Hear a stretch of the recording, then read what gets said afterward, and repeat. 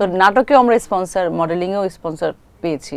আমার একটা রুমই আছে 7টা আলমারি ভরা, তারপরে উপরে লাগেজের জায়গা রাখার জায়গা, সেখানে 10টা 12টা করে লাগেজ, সেখানেও কাপড়। আমার কাছে শাড়িটা সবচেয়ে পছন্দের, এটা পরলে আমার কাছে মনে হয় আমাকে দেখতে বেশি ভালো দেখায়। কিন্তু কমফোর্টেবলের দিক থেকে যদি চিন্তা করি তাহলে দেশীয় পোশাক, সালোয়ার কামিজ এইরকম। এখন কোর্স বের হয়েছে, এরকম একটা স্কার্ফ নিয়ে নিলাম। এটাই। বাবুকে নিয়ে শাড়ি পরা হয়েছে? হ্যাঁ, পহেলা ফাল্গুনে গিয়েছি, তারপরে গিয়েছি মানে বাসার ছাদেই ছিলাম।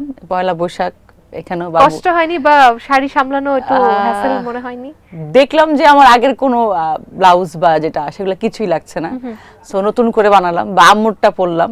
তো ওইটা তখন দেখলাম, নিজেকে একটু মাপলাম যে আসলে তো আগের মতো নেই, বাট এনজয়মেন্ট তো থাকতে হবে লাইফে। আচ্ছা আপু, এই ব্যাপারে একটা আমার প্রশ্ন আছে। আমরা মেয়েরা আসলে দুই ধরনের জীবন ফেস করি। এক, আমরা যখন খুব সুন্দর থাকি, শুকনা থাকি, আর দুই, যখন আমরা একটু মুটিয়ে যাই, আমাদের বাচ্চা হওয়ার পর মানুষের কথা শুনতে হয় যে তুমি তো আগের মতো নেই, কেমন বুড়ি বুড়ি লাগছে, ফিটনেস নষ্ট হয়ে গিয়েছে।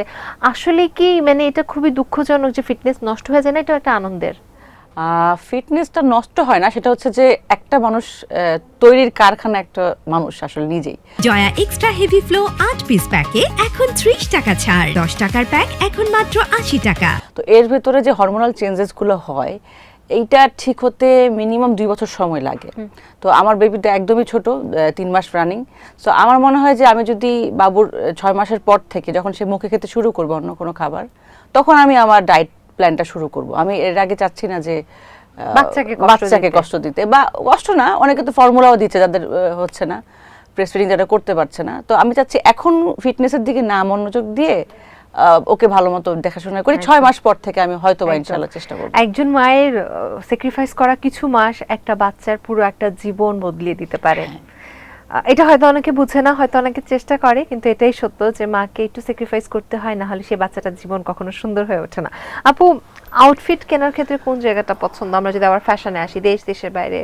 দেশের ভেতরেই, দেশের বাইরে আমি এত বেশি শপিং করি না সত্যি কথা। দেশের ভেতরে কোন জায়গাটা ফেভারিট কেনার জন্য? নিউ মার্কেট না শোরুম না ব্র্যান্ডেড শপস? সব, মানে আমি মনে করি যে আমাকে নিউ মার্কেটের ড্রেসও আমি ক্যারি করতে পারি, আবার ব্র্যান্ডেড শপও আমি ক্যারি করতে পারি।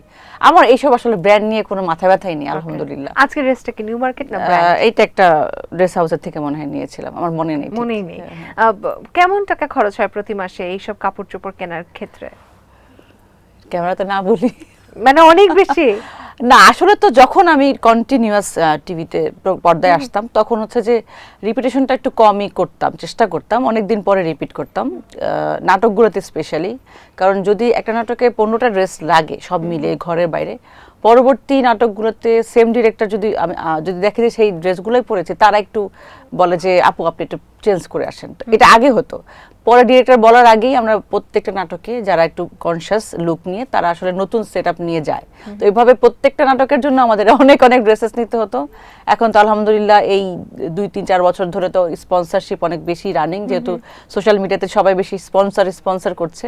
তো নাটকেও আমরা স্পন্সর, মডেলিংয়েও স্পন্সর পেয়েছি এটাতে।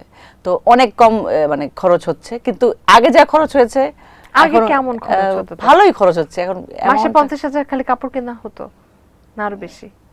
20 তো মানে 20,000 মিনিমাম এর মধ্যে। আর আমি চিন্তা করতাম সব বাসা পড়া জামা না পার্টি ওয়্যারও?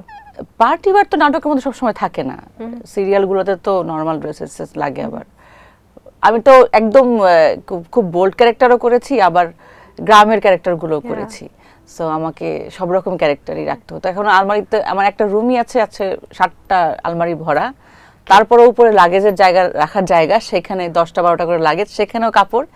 এখন তো আরো বেশি উপরে উঠে রেখেছি, কারণ হচ্ছে যে আমার সাইজ আগের থেকে 5-6 বেড়েছে। ওগুলো হচ্ছে যদি আমি চিকন হই তাহলে পরবো, না হলে হচ্ছে আমার কাজিনস, আমার ননদ, আমার ছোট বোন, আমার সাথে সহশিল্পী যারা আছে তাদেরকে আমি আসলে এগুলো গিফট করে দিচ্ছি।